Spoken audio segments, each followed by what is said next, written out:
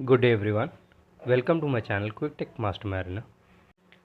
Don't forget to like, subscribe and press the bell icon to get notification of all other videos.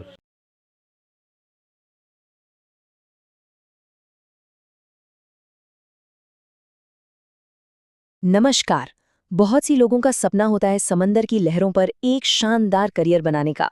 अगर ऐसा कोई सपना है तो अगले कुछ मिनटों में हम उसी सपने को हकीकत में बदलने का एक ऑफिशियल रोड मैप देखने वाले हैं। तो ये सवाल उन सभी लोगों के लिए जो एक 9 to 5 की नौकरी से कुछ ज्यादा चाहते हैं, कुछ अलग, एक ऐसी जिंदगी जिसमें रोमांच भी हो और जिम्मेदारी भी।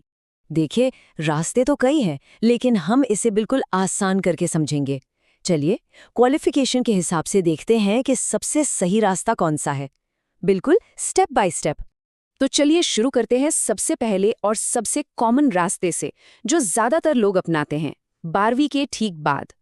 अगर किसी को एक ऑफिसर के तौर पर करियर शुरू करना है तो ये उनका पहला कदम हो सकता है। अच्छा, तो ऑफिसर बनने के लिए कुछ शर्तें हैं जो पूरी करनी होती हैं। जैसे एकेडमिक तौर पर देखें तो 12वीं में कम से कम 60% और अंग्रेजी में 50% मार्क्स चाहिए। उम्र 25 साल से कम होनी चाहिए। और हाँ, फिजिकली पूरी तरह से फिट होना तो बहुत ज़रूरी है। खासकर विजन 6/6 होना चाहिए, बिना किसी कलर ब्लाइंडनेस के। लेकिन इन सबका जो गेटवे है, मतलब जो एंट्री पॉइंट है, वो एक ही है, IMUCET, यानी इंडियन मैरीटाइम यूनिवर्सिटी का कॉमन एंट्रेंस टेस्ट। इसे क्लियर करना तो सबसे ज़रूरी है। अब यहीं पर एक बड़ा फैसला लेना होता है कि जहाज चलाना है या फिर उसके दिल को, यानी कि इंजन को संभालना है। देखिए, अगर जहाज का नेविगेशन और उसका ऑपरेशन अपनी तरफ खींचता है तो रास्ता डेक ऑफिसर की तरफ जाता है, जिसके लिए BSc या डिप्लोमा कोर्स है। और वहीं अगर मशीनें ही पैशन है तो फिर 4 साल की बीटेक मरीन करके जहाज के इंजीनियर बना जा सकता है। स्क्रीन पर जो ऑफिशियल चार्ट दिख रहा है उसे जरा ध्यान से देखते हैं। ये सिर्फ एक फ्लो चार्ट नहीं है, ये समझिए कि करियर का पूरा ब्लूप्रिंट है। देखिए, यहाँ से ट्रेनिंग शुरू होती है, फिर कैडेट के तौर पर जहाज पर जाया जाता है, और फिर एग्जाम्स के बाद ऑफिसर और अंत में कैप्टन या चीफ इंजीनियर के पद तक पहुँचते हैं।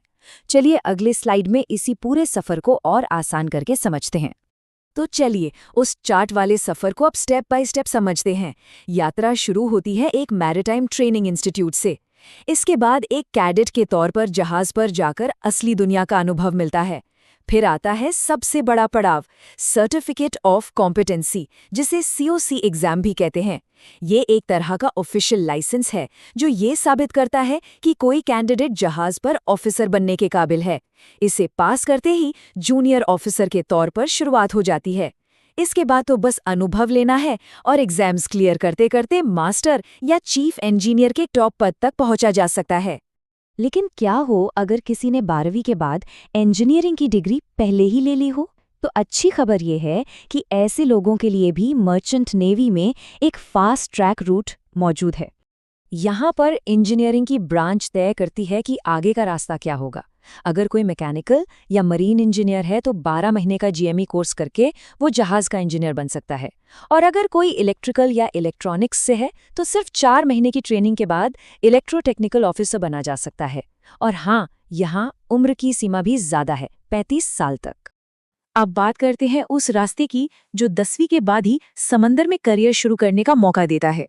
ये है रेटिंग का रास्ता, और रेटिंग्स को जहाज की रीढ़ की हड्डी भी कहा जाता है। ये जो 2 चार्ट्स दिख रहे हैं, ये मर्चेंट नेवी की 2 अलग-अलग दुनियाओं को दिखाते हैं।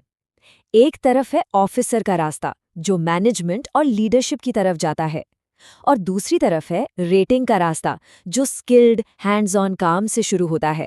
देखिए, दोनों ही बहुत जरूरी हैं, लेकिन इनके शुरुआती पॉइंट और करियर की ग्रोथ में काफी फर्क होता है।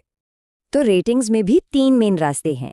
GP रेटिंग कोर्स करने पर डेक पर जहाज के ऑपरेशन में मदद करने वाले एक स्किल्ड सदस्य के तौर पर काम मिलता है। सैलून रेटिंग कोर्स करने वाले इंजन रूम की मशीनों को संभालने वाली टीम का हिस्सा बनते हैं। और अगर किसी का हाथ खाना बनाने या सेवा में अच्छा है तो हॉस्पिटैलिटी क्रू के तौर पर भी जहाज पर एक शानदार करियर इंतजार कर रहा है। तो रास्ते तो अब साफ हो गए हैं, लेकिन सवाल यह है कि मंजिल कितनी शानदार है। तो अब बात करते हैं इस करियर की सबसे बड़ी खासियत की, जो है तेज तरक्की और बेहतरीन रिवॉर्ड्स। ये नंबर याद रखने वाला है, 6। ये सिर्फ एक नंबर नहीं है, ये दिखाता है कि कितनी तेजी से कोई भी शिखर पर पहुंच सकता है। सोचिए, सिर्फ 6 साल के समुद्री अनुभव में कोई चीफ ऑफिसर या चीफ इंजीनियर जैसे बड़े और जिम्मेदार पद पर पहुंच सकता है। और ये सिर्फ पद की बात नहीं है, जैसा कि ऑफिशियल गाइड में साफ साफ लिखा है, इस प्रमोशन के साथ बहुत उच्च पारिश्रमिक यानी कि बहुत ही अच्छी सैलरी भी मिलती है। ये मेहनत का सीधा और शानदार इनाम है। तो अब पूरा नक्शा सामने है, 10वीं के बाद, 12वीं के बाद या फिर डिग्री के बाद। हर रास्ते की अपनी एक मंजिल है। अब सवाल बस यही है कि कौन सा रास्ता चुना जाए।